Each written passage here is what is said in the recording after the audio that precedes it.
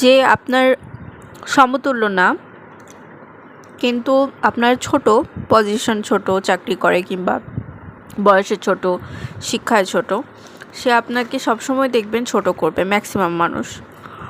আর খুব কম মানুষ আছে যে হয়তো জ্ঞানের মূল্য বা আপনাকে মূল্য দিতে চাইবে। আর আপনি এই ধরনের ছোট মানুষকে যদি বয়োজ্যেষ্ঠ বলে কিংবা এমনিতে হিউম্যান বিং, আপনি কাইন্ড, এই জন্য যদি সম্মান দেন, তখন সে কিন্তু সেটা পেয়ে বসবে এবং সে সেটাকে ভ্যালু দিবে না। সে মনে করবে যে সে তো সবসময় সবার থেকে বেটার বা আপনার থেকে বেটার। সে সবসময় এক ধরনের অহংকারী মনোভাব আপনার সাথে ক্রিয়েট করবে, কারণ সে তো আপনার পজিশনে আসতে পারবে না কখনো, কিংবা আপনার মতো সুন্দর মনের অধিকারী কিংবা দয়ালু হতে পারবে না, সেটা সে জানে। এই জন্য সবসময় আপনাকে সে এক ধরনের হেট করে কিংবা জেলাস ফিল করে বলে এমন করে।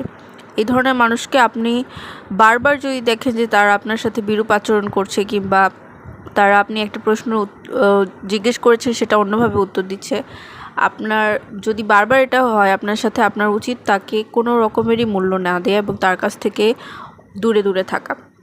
কারণ আপনি কেন, যে কোনো মানুষই যদি একটা সাপকে পোষার ট্রাই করেন, ধরুন একটা সাপ বিষাক্ত বিষধর সাপ, তাকে আপনি ভাবছেন অন্য অ্যানিমেলের মতো পুষবো, যতই পোষেন, যতই খাওয়ান, যতই মিশুক, একদিন আপনাকে ছোবল দিবে, কামড় দিবে।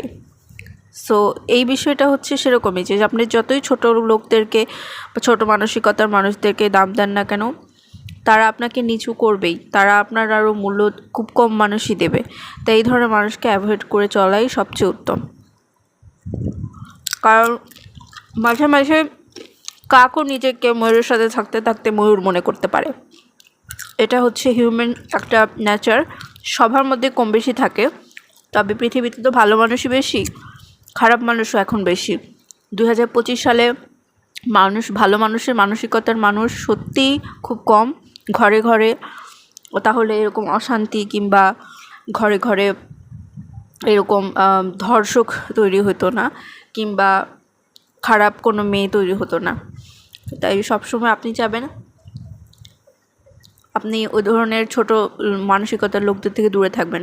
তারা আপনার সাথে আবারও মিশতে চাবে, আপনাকে ছোট করতে চাবে, কিন্তু আপনি কখনো সেই সুযোগটা দেবেন না দয়া করে। কারণ তারা আপনার পেছনে আপনাকে নিয়ে মজা করবে, হাসাহাসি করবে, ঠাট্টা করবে, বাজে কথা বলবে, আর আপনার সাথে আবার গোপনে মেশারও চেষ্টা করবে। আর আপনাকে বোঝাবে যে আপনি ছাড়া তার আপনি তার জীবনের একটা অংশ, এটা বোঝানোর চেষ্টা করবে। এই ধরনের মানে কি বলবো, এক ধরনের ম্যানিপুলেট করা মানুষজন একদমই বিষাক্ত, টক্সিক। এই ধরনের মানুষ থেকে যত সম্ভব দূরে থাকা, অ্যাভয়েড করাই উত্তম।